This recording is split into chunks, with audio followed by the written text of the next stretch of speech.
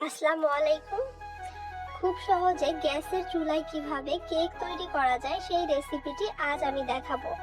নতুন নতুন যারা কেক বানানো শিখছে তাদের জন্য ইলেকট্রিক বিটার অথবা মাইক্রো ওভেন ছাড়া কিভাবে খুব সহজেই কেক তৈরি করা যায় সেই রেসিপিটি আজ আমি শেয়ার করছি।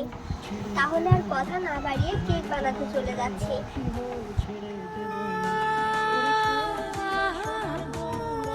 এখানে একটা মিক্সিং বোলের মধ্যে দুইটা ডিম নিয়ে নিচ্ছি।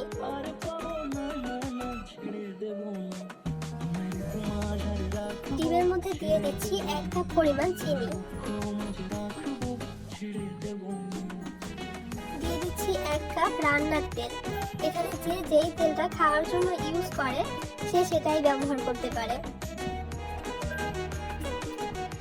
একটা হ্যান্ড উইক্স দিয়ে আমি এটাকে খুব ভালো করে বিট করে নিচ্ছি। যতক্ষণ পর্যন্ত চিনিটা গলে না যাবে ততক্ষণ পর্যন্ত আমি এটাকে বিট করতে থাকবো। আমি প্রায় 5-6 মিনিটের মতো এটাকে বিট করে নিয়েছি। এর মধ্যে চিনিটা একদম সম্পূর্ণভাবে গলে গেছে।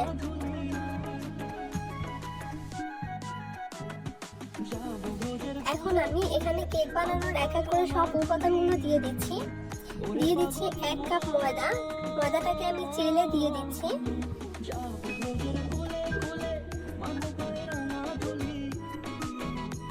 গুঁড়ো দুধ দিয়ে দিচ্ছি 1 কাপ পরিমাণ। আপনারা চাইলে গুঁড়ো দুধের পরিমাণটা একটু কমিয়ে বাড়িয়ে দিতে পারেন, কোনো সমস্যা নেই। এবং দিয়ে দিচ্ছি 1 চা চামচ পরিমাণ বেকিং পাউডার।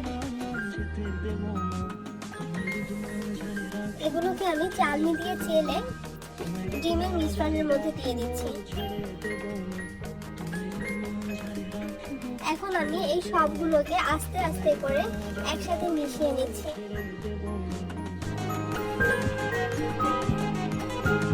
খুব বেশি তাড়াহুড়া করার দরকার নেই, আস্তে আস্তে করে আমি মিক্স করে নিচ্ছি।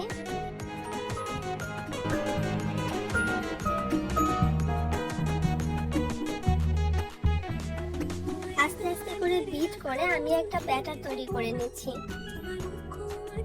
আমার কেকের এই ব্যাটারটা এরকম ঘন হয়েছে। এখন আমি এর মধ্যে দুধ দেইনি, এখন আমি এর মধ্যে অল্প অল্প করে দুধ দিয়ে পারফেক্ট একটা ব্যাটার তৈরি করে নিব। আমি হাফ কাপ দুধ নিয়ে নিয়েছি। এর থেকে অল্প কিছু দুধ দিয়ে এটাকে বিট করতে থাকবো।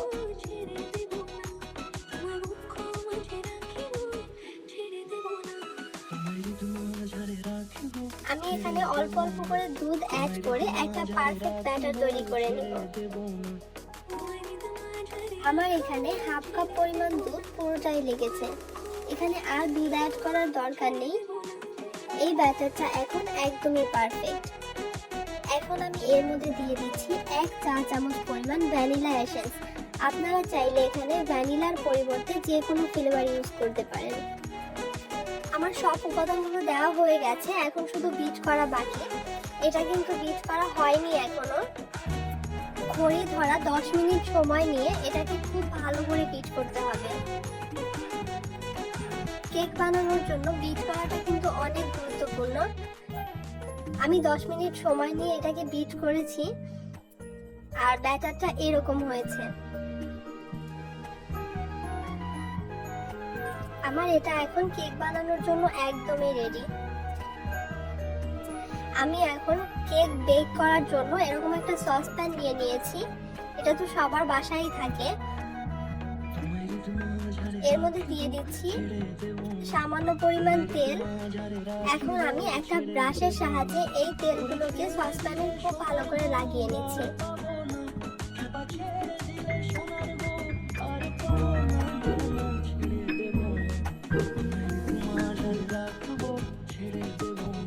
আমি সসপ্যানে দেওয়ার জন্য বেকিং পেপারের পরিবর্তে লেখার কাগজ নিয়েছি।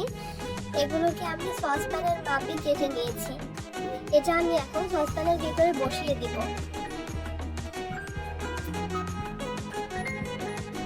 আমি নিচে দুটো কাগজ দিয়ে দিচ্ছি।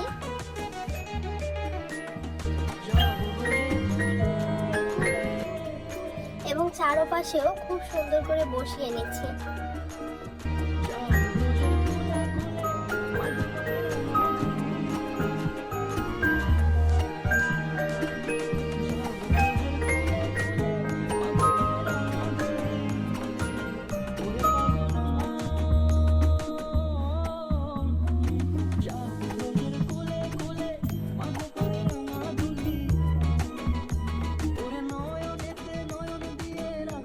কাগজগুলো বসানো হয়ে গেছে। এখন আমি এর মধ্যে কেকের ব্যাটারটা দিয়ে দিব।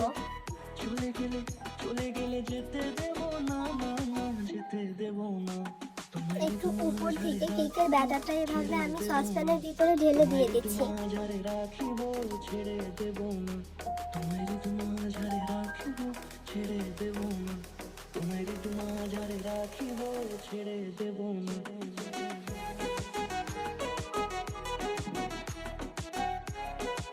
সম্পূর্ণটা দেওয়া হয়ে গেছে। এখন আমি এটাকে একটু ঝাঁকুনি দিয়ে সেট করে নিচ্ছি যাতে ভিতরে কোনো বাবলস না থাকে। কেকটাকে আমি বেক করার জন্য এরকম একটা বড় হাঁড়ি নিয়ে নিয়েছি। হাঁড়ির মধ্যে আমি বেশ কিছুটা বালি প্রায় 10 মিনিট ধরে চুলার হাই হিটে গরম করে নিয়েছি। এখন আমি এরকম একটা স্ট্যান্ড এই বালির মধ্যে বসিয়ে দিচ্ছি।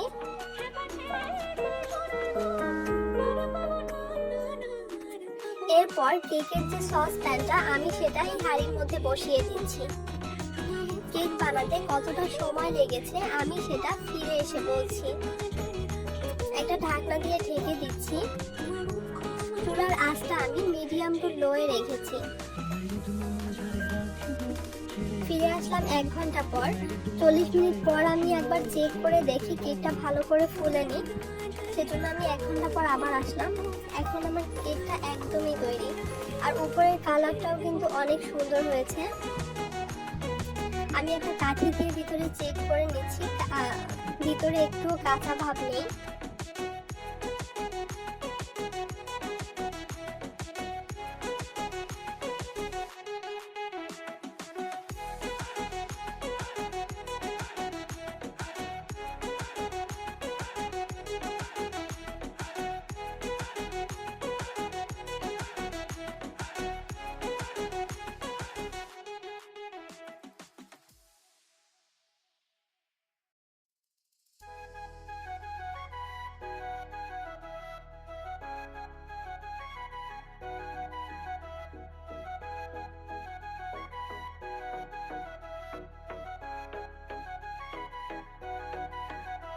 তোমায় মাঝারে রাখিব ছেড়ে দেব না, তোমায় মাঝারে রাখিব ছেড়ে দেব না, ওরে ছেড়ে দিলে সোনার গৌর আর পাবো না, খেপা ছেড়ে দিলে সোনার গৌর আর পাবো না, না না ছেড়ে দেব না, তোমায় মাঝারে রাখব ছেড়ে দেব না, তোমায় বক্ষ মাঝে রাখব ছেড়ে দেব না।